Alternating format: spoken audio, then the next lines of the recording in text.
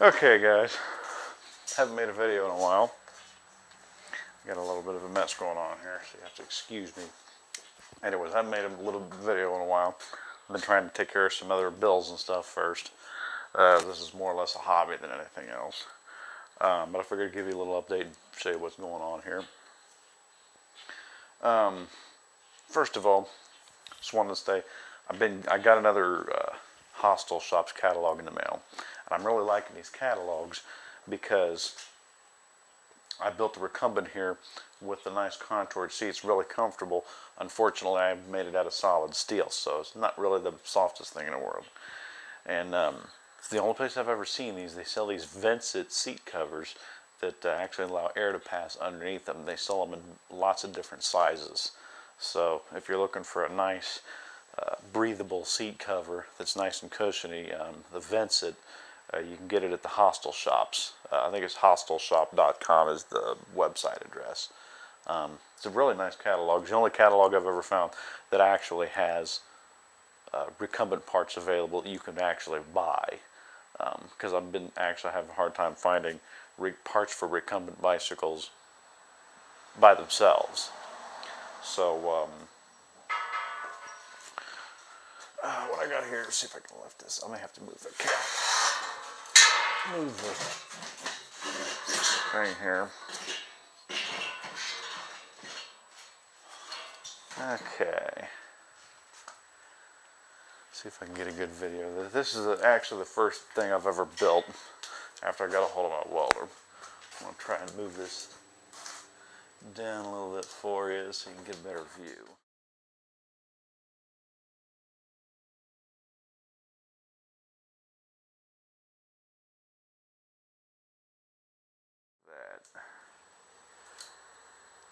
There we go. That pretty much gives you the idea of the whole thing. I'll see if I can get a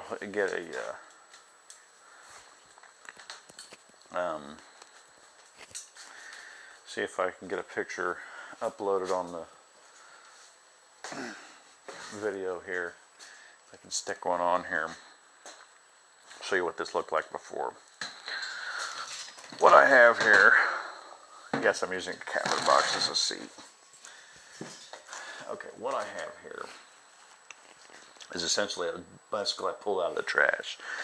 If you see, you can kind of see here, everything from here down to here, this is all the rear fork off of a mountain bike I pulled out of the trash. I did buy new brakes, front and back fork. Whoops. Okay.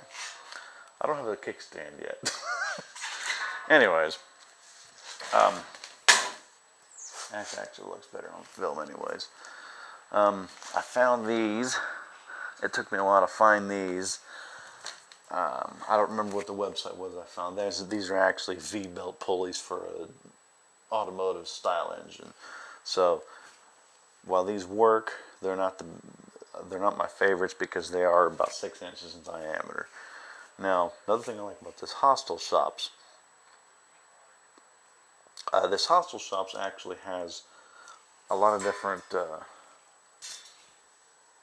idler pulleys listed. So you can get a hold of these idler pulleys, and I want to put some idler pulleys up here because you can see I need some smaller ones up here.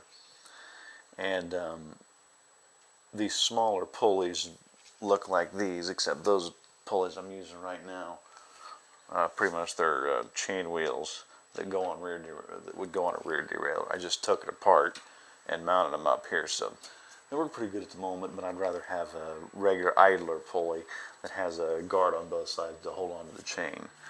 I do need to change the chain out because the chain's more or less a hacked up chain. I found other chains I put together, so there's a couple different sizes of chains that ain't working real well. But this is all solid steel. It's actually very heavy. I did buy this brand new. The front fork was $25.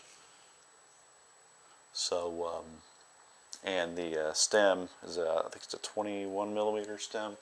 It actually belongs on a Sun LT. I think it's what it is. It's a recumbent bike. Anyways, the first one I built was kind of hacked together. It didn't work out really well. It was kind of crooked. Actually, it was a dual high racer 26-inch wheels. This one's got a 26 wheel in the rear, and the front one is a 20-inch wheel. So I think this setup's going to work a lot better. The handlebars are handlebars I pulled off of an old beach style cruiser bike, another bike I found out in the trash. So while there are brand new parts on here, I'd say probably half the bike is all junk I've pulled out of trash, stuff I pulled out of the trash. This I'm going to redo. I'm going to get a new chain, and I want to get a good derailleur. This derailleur doesn't work on this bike. It's actually made for a 20-inch bike, so I'm going to take it off. It didn't work out real well. So I need to run brake cables, and I need to run a derailleur, and I should be done with this bike. Now, probably going to have to just move the camera around here. I'll show you what I've been doing on my Velomobile project.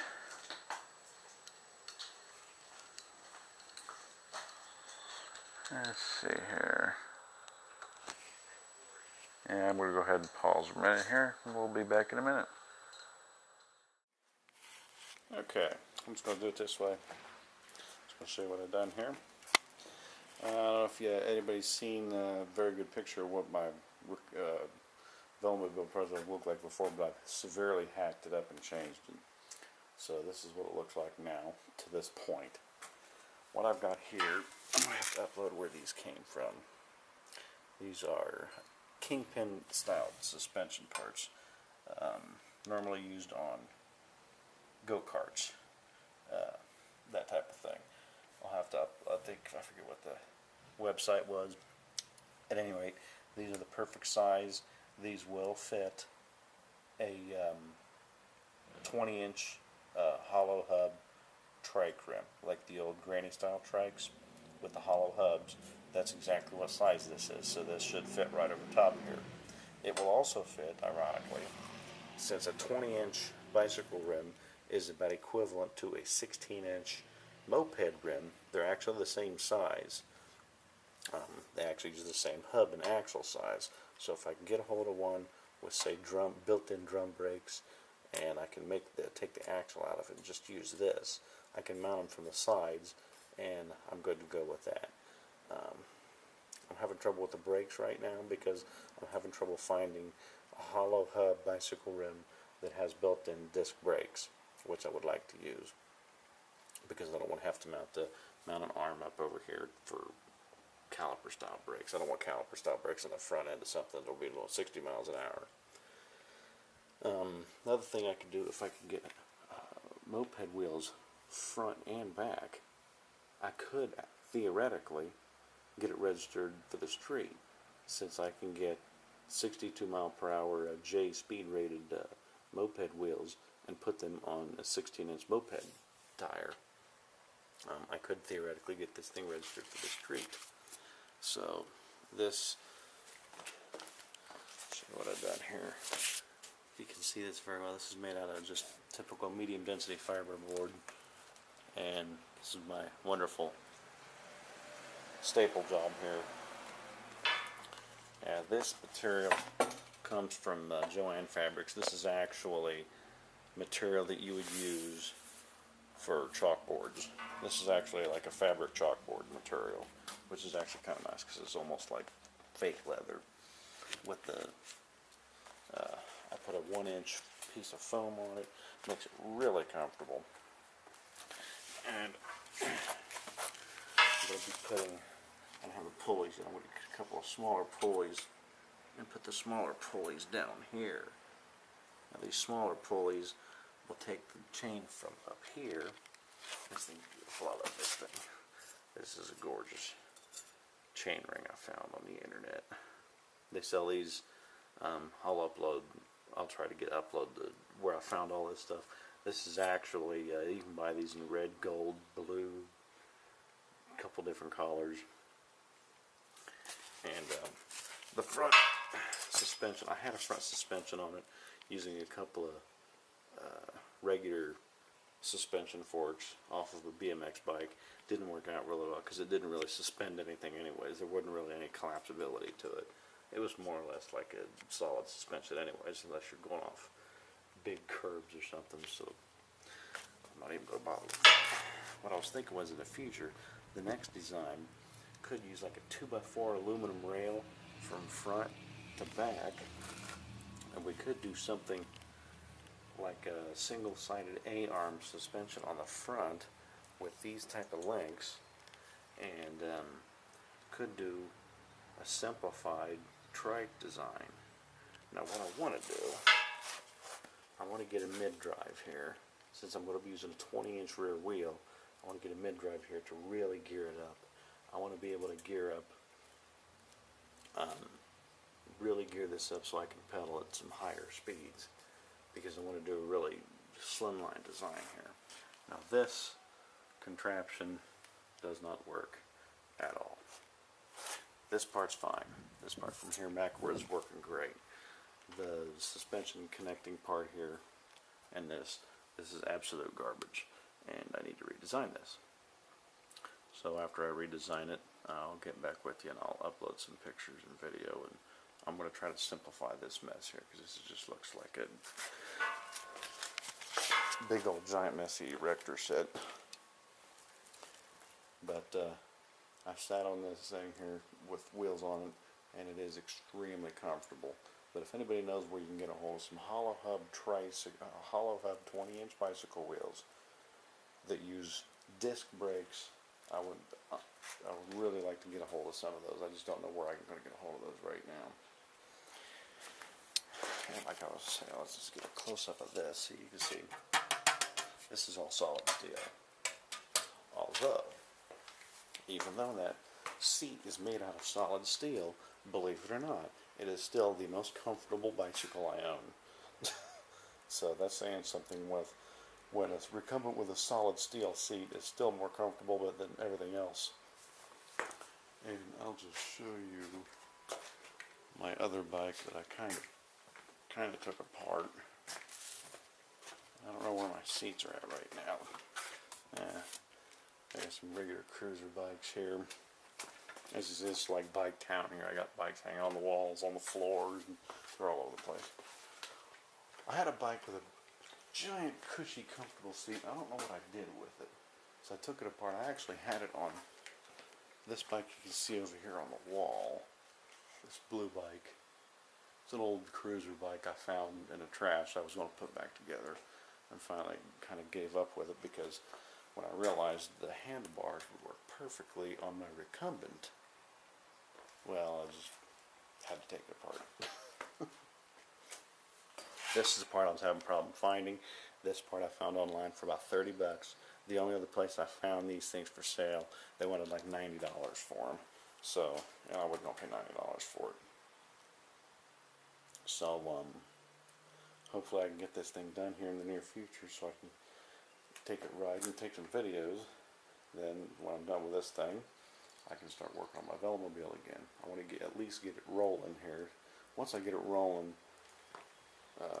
once I get my Velomobile rolling as a three-wheel trike here, it'll be a lot easier to get it moving, because I think building the body for it's probably going to be the easy part, because manufacturing, trying to engineer the suspension from scratch is really a pain in the ass. So that's about all I've got right now. So like I said, I'm going to hopefully try to get some newer parts. I want to replace this chain ring either with a Schlumpf high-speed drive or maybe with one of these, but I definitely want a big chain ring on the back here. And eventually maybe a hubless gear system on the rear end, unless I can maybe I can get the bike started, get the derailleur working right.